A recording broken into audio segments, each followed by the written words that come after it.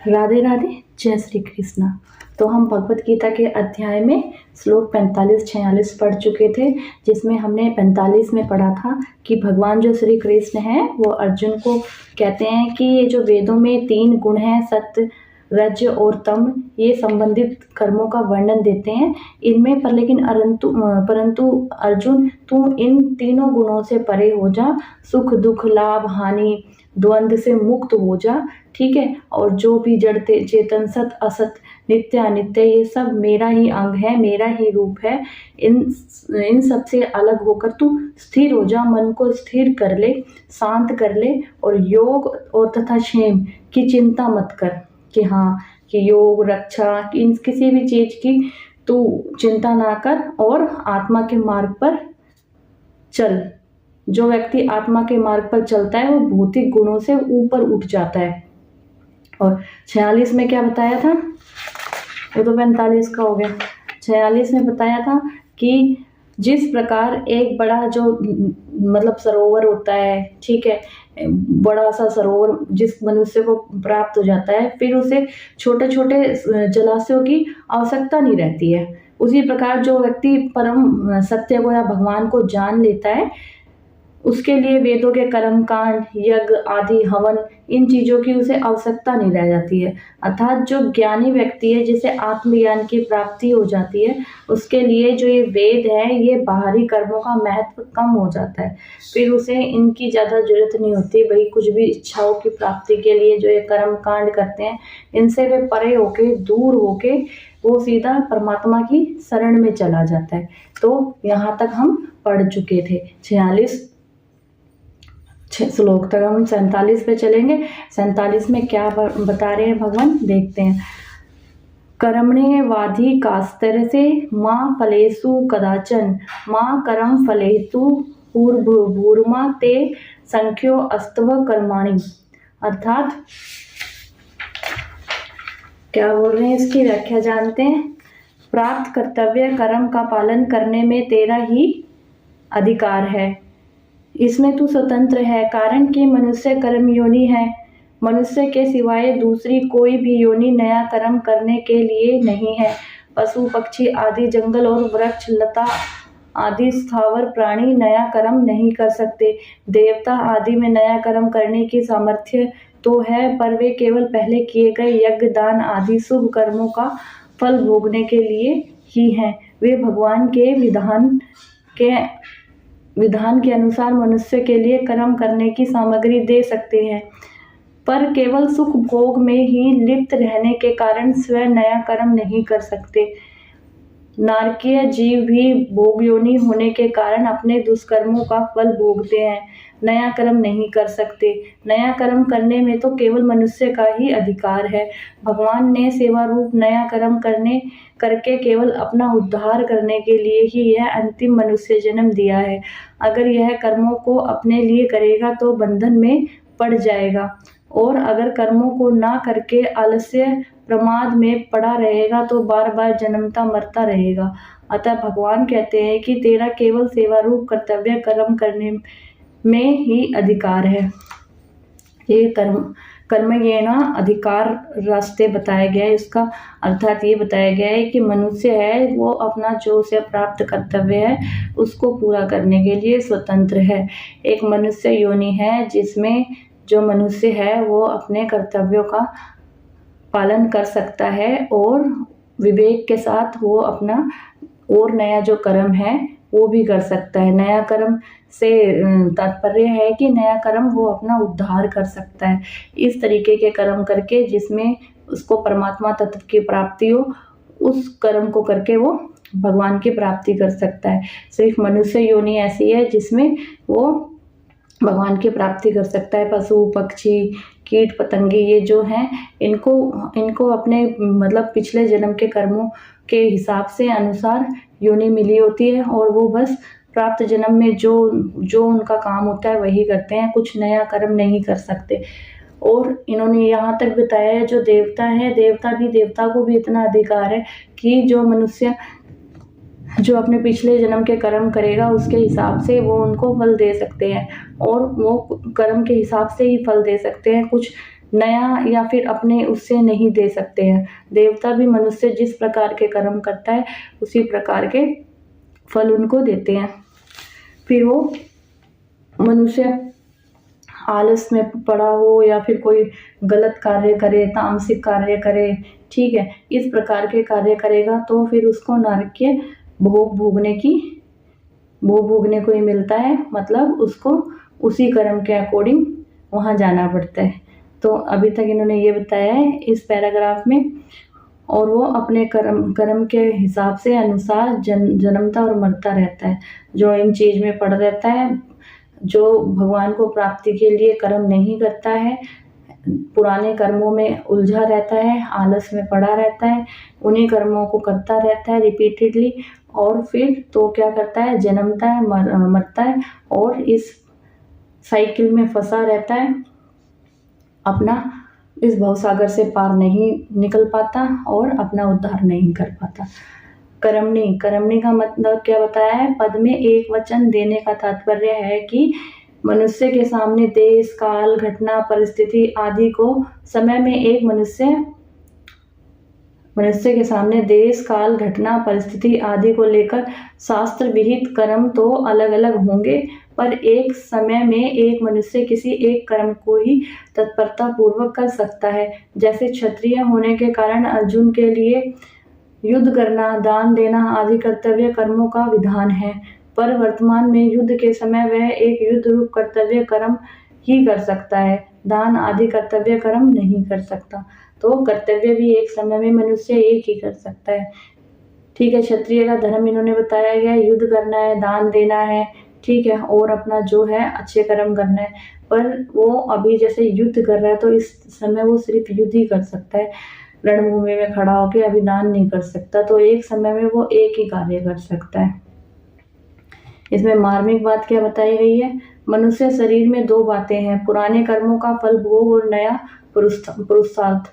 दूसरी योनियों में केवल पुराने कर्मों का फल भोगते हैं, अर्थात कीट, पतंग, पशु, पक्षी, देवता, ब्रह्म लोक तक की योनियां भोग योनियां हैं, इसीलिए उनके लिए ऐसा करो और ऐसा मत करो यह विधान नहीं है। पशु, पक्षी, कीट, पतंग आदि जो कुछ भी कर्म करते हैं उनका वह कर्म भी फल भोग में है, कारण कि उनके द्वारा किया जाने वाला कर्म उनके प्रारब्ध के अनुसार पहले से ही रचा हुआ है।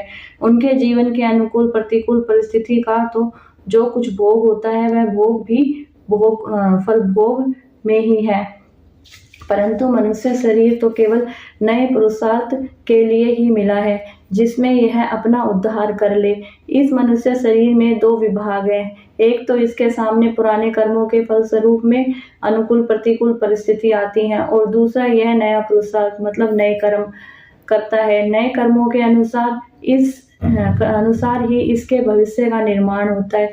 इसीलिए शास्त्र, संत, महापुरुषों का विधि निषेध, राज्य आदि का शासन केवल मनुष्य के लिए ही होता है, क्योंकि मनुष्य में पुरुषार्थ की प्रधानता है, नए कर्मों को करने की स्वतंत्रता है, परंतु पिछले कर्मों के फलस्वरूप मिलने वाली अनुकूल प्रतिकूल परिस्थिति को बदलने में यह परतंत्र है।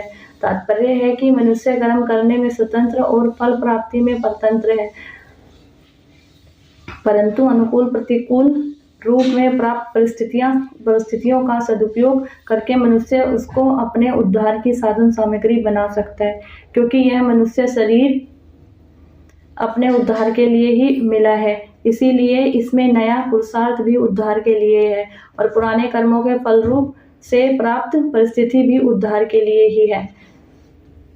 इसे बता रहे हैं कि जो एक मनुष्य जीवन ही ऐसा है जिसमें मनुष्य नए कर्मों को पैदा कर सकता है, ठीक है, वो नए पुरुषार्थ को जन्म दे सकता है, क्योंकि कीट, पतंगे, पशु, पक्षी और अन्य योनियां उनमें मनुष्य इस प्रकार का कार्य नहीं कर सकता। उसके जो प्रारब्ध कार्य हैं वो सिर्फ उनको भोगते हैं, उसमें जो भी परिस्थिति आती है उसमें उनको उसका सामना करना ही पड़ता है। पर जो मनुष्य जीवन है, मनुष्य जीवन में मनुष्य जो है वो अपनी जो उसके प्रारब्ध कर्म है उसके हिसाब से उसकी जो अनुकूल प्रतिकूल परिस्थितियां आती हैं उनमें वो अपना नया पुरुषार्थ नया पुरुषार्थ को जन्म देके अपने नए कर्म करके अपना उद्धार कर सकता है, क्योंकि उसमें एक विवेक बुद्धि दी गई है। ये सिर्फ मनुष्य जीवन है जो मनुष्य चल रहा है, उसी में ही कर सकता है, इसी में अपना वो उद्धार कर सकता है। तो यही बता रहे हैं कि जो वो नए जन्म, वो जैसे जो मनुष्य योनि है, इसमें वो नए कर्म के लिए तो स्वतंत्र है भाई। हाँ, क्योंकि मनुष्य जो जन्म है वो मनुष्य जन्म आत्मा के उद्धार के लिए मिला हुआ है, कि जो ये हमारी आत्मा है उसको परमात्मा में जोड़ने के लिए मिला हुआ है, बस एक यही जन्म है। तो ये कार्य तो वो कर सकता है, पर उसके साथ साथ वो जो उसके प्रारब्ध कर्म हैं उनके लिए वो परतंत्र है। वो तो प्रारब्ध कर्मों के अनुसार जो भी परिस्थितियां आएंगी, अनुकूल आए या प्रतिकूल आए, वो उसे भोगनी ही पड़ेंगी। हाँ, पर उनके बीच में वो नए कर्म करके अपनी विवेक बुद्धि से जिससे परमात्मा की प्राप्ति की जा सके, उसके लिए वो स्वतंत्र है। तो ये स्वतंत्र और परतंत्र बताया गया।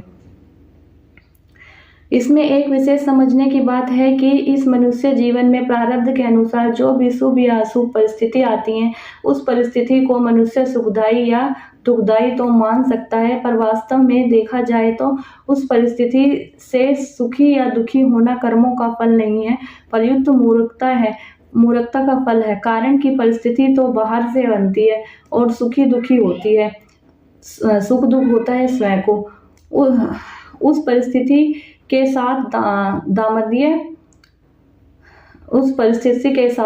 तादम्य करके ही है सुख दुख का तादम्य ना करके उसका सदुपयोग करें तो वही परिस्थिति उसका उद्धार करने के लिए साधन सामग्री बन जाएगी। सुखदायी परिस्थिति का सदुपयोग है दूसरों की सेवा करना, और दुखदायी परिस्थिति का सदुपयोग है सुख भोग की इच्छा का त्याग करना।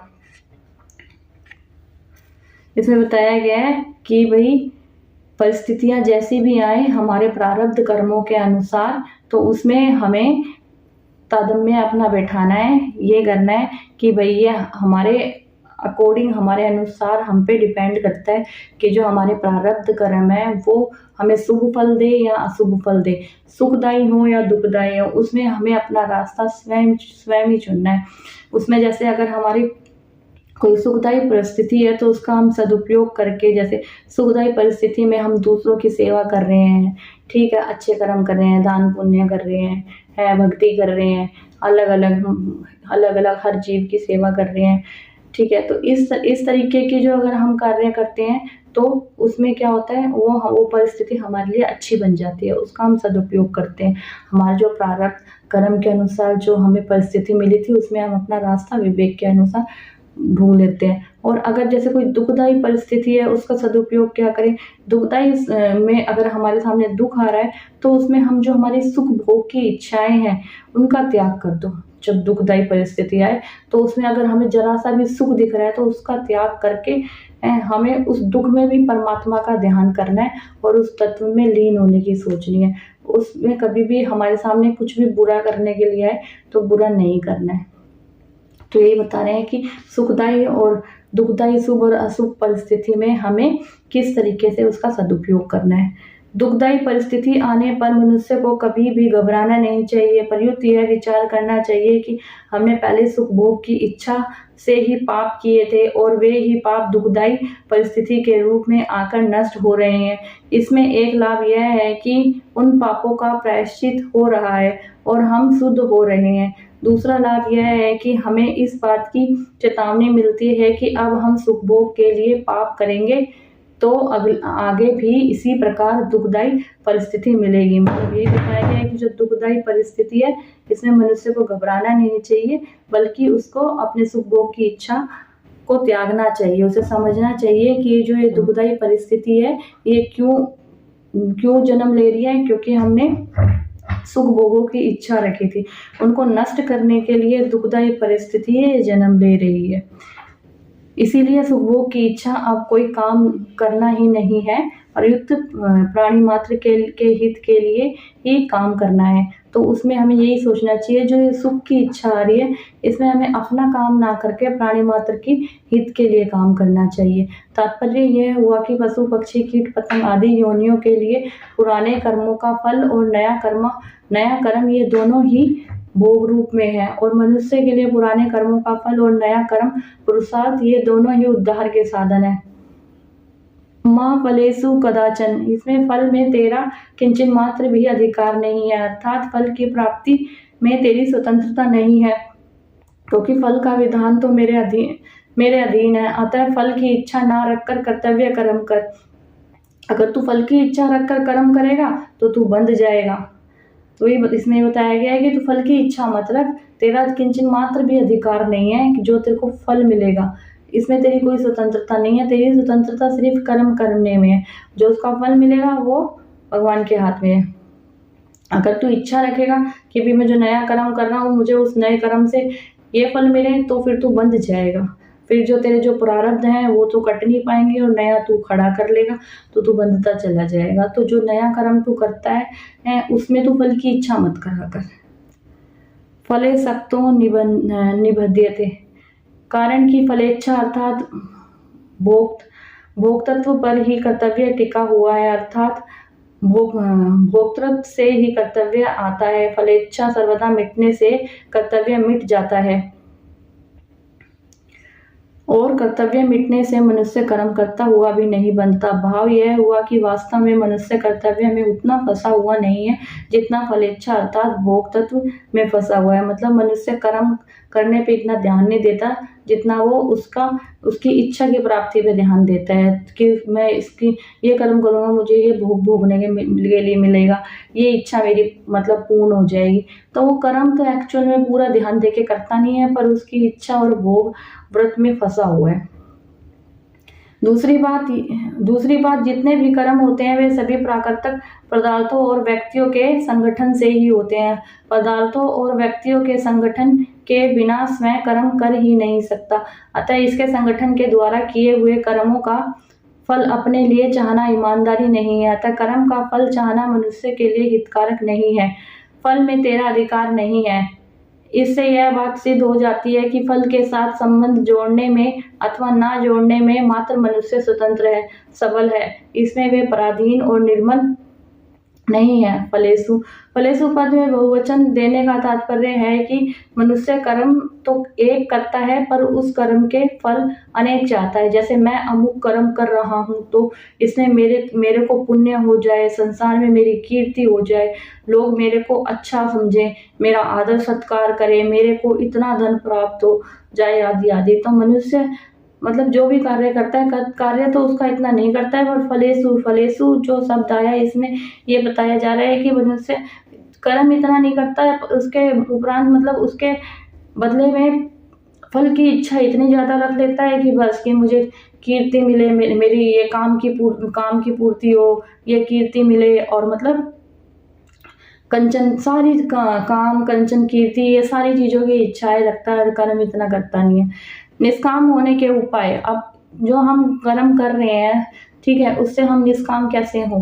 कामना पैदा होने से अभाव होता है, जैसे कोई कामना पैदा हो रही है उससे अभाव होता है अगर हम कोई भी काम निष्काम भाव से करें तो। कामना की पूर्ति होने से स्वतंत्रता और पूर्ति ना होने से दुख होता है, तथा कामना पूर्ति का सुख लेने से नई कामना की उत्पत्ति होती है और सकाम भाव पूर्वक नए नए कर्म करने की रुचि बढ़ती चली जाती है। ऐसा ठीक समझ लेने से निष्काम भाव स्वतः ही आ जाता है। अगर हम ये समझ जाएं कि भाई हम कोई भी कार्य करते हैं, कोई भी कामना पैदा हुई है, अगर हम उसका अभाव करें कि भाई नहीं है, हम कोई कार्य कर रहे हैं साथ में हम उसकी कामना कर रहे हैं कि हमें ये हो, इच्छाएं रख रहे हैं कि इस काम से हमें ये इच्छा रखे, तो अगर हम उसका अभाव करें, हम उसको अपने दिमाग में ना लाएं कि भाई नहीं हमें कर्म करना है, हमें किसी इच्छा की प्राप्ति नहीं करनी है, तो हम कामना की पूर्ति से परतंत्र होते जाएं, तो ये धीरे धीरे निष्काम भाव में आने लग जाएगा और हमारा फिर दूसरे कार्य के प्रति जो उससे अलग जुड़ा होता है उसमें कामना की उत्पत्ति नहीं होगी और नए कर्म में भी कोई रुचि नहीं बढ़ेगी जो सकाम भाव पूर्वक कर्म होता है। तो ऐसा करने से धीरे धीरे निष्काम भाव स्वतः ही आता चला जाता है। दूसरा क्या बताया, कर्म नित्य नहीं है क्योंकि उनका आरंभ और अंत होता है, तथा उन कर्मों का फल भी नित्य नहीं होता क्योंकि उनका भी संयोग और वियोग होता है, परंतु स्वयं नित्य है। अनित्य कर्म और कर्म फल से नित्य स्वरूप को कोई लाभ नहीं होता है। ऐसा ठीक समझ लेने से निष्काम भावता आ जाती है। निष्काम होने से संसार का संबंध छूट जाता है और परमात्मा तत्व की प्राप्ति हो जाती है। तो इसमें बोल रहे हैं कि हमें ये समझना चाहिए, जो ये कर्म है वो नित्य नहीं है, वो सदा एक सा टाइम नहीं रहेगा। उसका आरंभ भी होना है, उसका अंत भी होना है। जो ये कर्म होते हैं, जो कर्मों का फल जो हमें मिलता है कर्मों के बाद, ये नित्य नहीं रहता है, इसको बदलना ही होता है। तो अगर हम ये समझ ले कि ये हमेशा एक सा नहीं रहेगा, ये बदलेगा, ऐसा समझने से इसका स्वरूप हरदम बदलता है कि ये एक सा नहीं रहेगा। हम अपने मन में ये बात लेके चलें तो भी धीरे धीरे हमारे अंदर निष्काम भाव आता रहता है, और ये सब जो है निष्काम होने से संसार का संबंध धीरे धीरे छूटता रहता है और परमात्मा तत्व की प्राप्ति होती है। कर्मों में निष्काम होने के लिए साधक में तेजी का विवेक भी होना चाहिए और सेवा भाव भी होनी चाहिए कि भाई उसको निष्काम के लिए भी तेजी भी करनी चाहिए साधक को अपने विवेक से, और सेवा भाव भी उसके अंदर होना चाहिए। अपने लिए इच्छा पूर्ण करने का भाव नहीं होना चाहिए, उस कर्म के बदले सेवा भाव का कर्म होना चाहिए, और उसके अंदर कि भी मैं इस काम को निष्काम भाव से तेजी भाव में करूँ, ये विवेक होना चाहिए। क्योंकि इन दोनों के होने से ही कर्मयोग ठीक तरह से आचरण में आएगा, नहीं तो कर्म हो जाएगा पर योग नहीं होगा। तात्पर्य है कि अपने सुख आराम का त्याग करने में तो विवेक की प्रधानता होनी चाहिए, और दूसरों को सुख आराम पहुंचाने में सेवा भाव की प्रधानता होनी चाहिए। अगर हमें ये बता रहे हैं कि हमें अपना सुख आराम त्याग करके, हाँ, इससे हमारी विवेक की प्रधानता होनी चाहिए कि हमें अपने सुख के बारे में नहीं सोचना है, अपने इस शरीर के बारे में नहीं सोचना है, क्योंकि ये शरीर है, एक जहर है, इसकी इच्छा पूर्ति करना है, इसको आराम सुख के उसमें धकेलना, इसका मतलब जहर देना है अपने आप को। ठीक है, तो इसका हमें त्याग करना है, इसमें हमें अपने विवेक की प्रधानता रखनी चाहिए। और दूसरी ओर दूसरा भाव ये रखना चाहिए कि भी हम जो भी कार्य कर रहे हैं उसमें सेवा भाव होना चाहिए, कि हमसे जो कार्य हो रहा है उसमें दूसरे जीवों को उनको सुख प्राप्ति मिले, दूसरों के लिए सेवा भाव होना चाहिए। माँ कर्म फले हेतु भूर, तू कर्म फल का हेतु भी मत बन। तात्पर्य कि शरीर, इंद्रियां, मन, बुद्धि आदि कर्म सामग्री के साथ अपनी किंचन मात्र भी ममता नहीं रखनी चाहिए, क्योंकि इनमें ममता होने से मनुष्य कर्म फल का हेतु बन जाता है। आगे 5वें अध्याय के 11वें श्लोक में भी भगवान ने शरीर, मन, बुद्धि और इंद्रियों के साथ केलवे पद देकर बताया है कि शरीर आदि के साथ किंचन मात्र भी ममता नहीं होनी चाहिए। हमारी जो ये इंद्रियां हैं, मन, बुद्धि आदि जो हम कर्म करते हैं, हमारी जो इंद्रियां हैं, ठीक है, इनके साथ है हमें बिल्कुल भी किंचन मात्र भी ममता नहीं रखनी चाहिए। अगर हम इनके साथ ममता रखते हैं तो हम आगे नहीं बढ़ सकते हैं, हम अपने शरीर का उद्धार नहीं कर सकते। तो हमें अपने मन, बुद्धि और इंद्रियों पर बिल्कुल कंट्रोल रखना चाहिए, इनसे ममता नहीं करनी चाहिए। ममता मतलब ये जैसे हमें बहाए, हमें इनके बहने के अनुसार नहीं बहना चाहिए। अपने मन पे और अपनी बुद्धि पे और अपनी जो इंद्रियां हैं, जो ये रसपान करना चाहती हैं, इन पे हमें कंट्रोल करना चाहिए, नियंत्रित करना चाहिए। शुभ क्रियाओं में फल की इच्छा ना होने पर भी मेरे द्वारा किसी का उपकार हो गया, किसी का हित हो गया, किसी को सुख पहुंचा, ऐसा भाव हो जाता है तो यह कर्म फल का हेतु बनता है। कारण कि ऐसा भाव होने से शुभ कर्म के साथ और मन, बुद्धि, इंद्रियों आदि के साथ संबंध हो जाता है, जो कि असत का संग है। वास्तव में अंतकरण, बहिकरण और क्रियाओं के साथ हमारा कोई संबंध नहीं है, इनका संबंध समष्टि संसार के साथ है। जैसे दूसरे किसी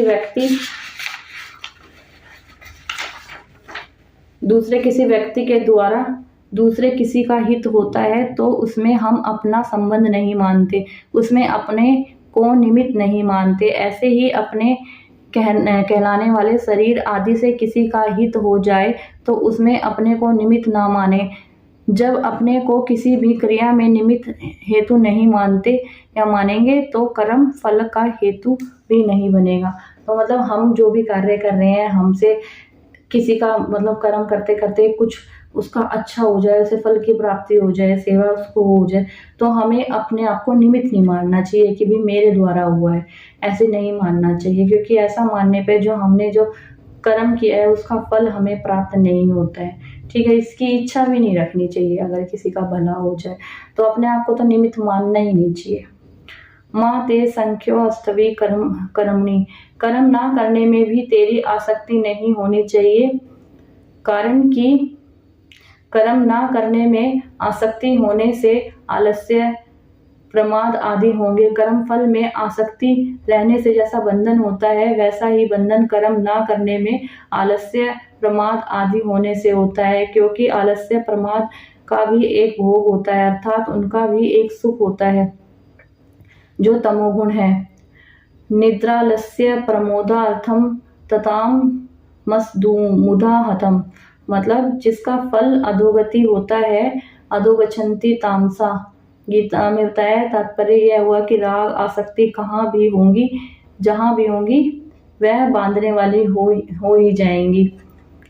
कारणम गुणो संख्यस्य सद सद्दो निज मनस्सु, मतलब कर्म रहित होने से हमें लौकिक लाभ होगा, संसार में हमारी प्रसिद्धि होगी आदि कोई सांसारिक प्रयोजन भी नहीं होना चाहिए, और समाधि लग जाने से आध्यात्मिक तत्व में हमारी स्थिति होगी आदि कोई परमार्थिक प्रयोजन भी नहीं होना चाहिए। तात्पर्य है कि कर्म ना करने से सांसारिक और परमार्थिक उन्नति होगी, यह भी कर्म ना करने में आसक्ति है, क्योंकि वास्तविक तत्व कर्म करने और ना करने में से अतीत है।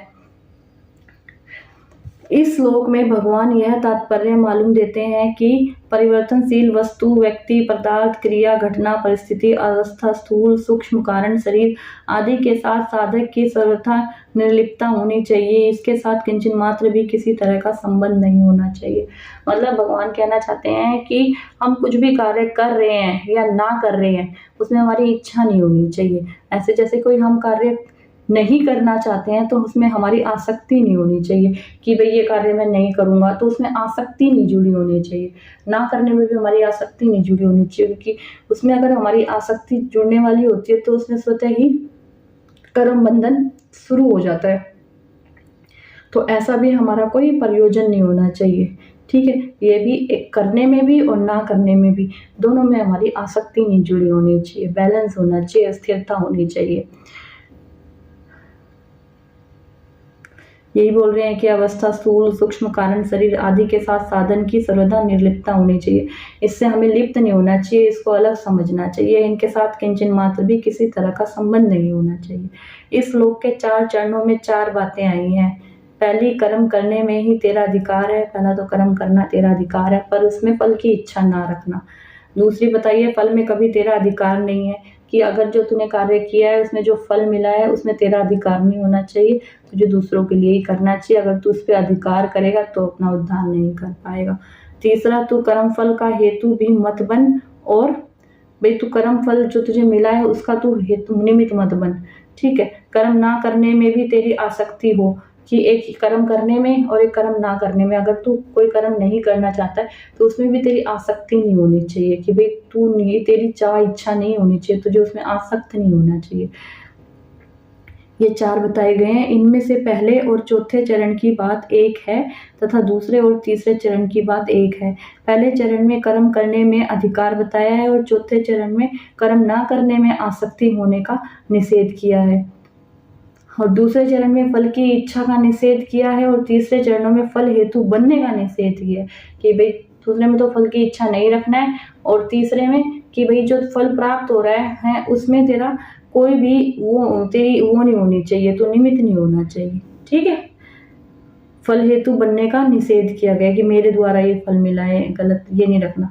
तात्पर्य यह हुआ कि अकर्मण्यता में रुचि होने से प्रमाद, आलस्य आदि तामसी वृद्धि के साथ तेरा संबंध हो जाएगा।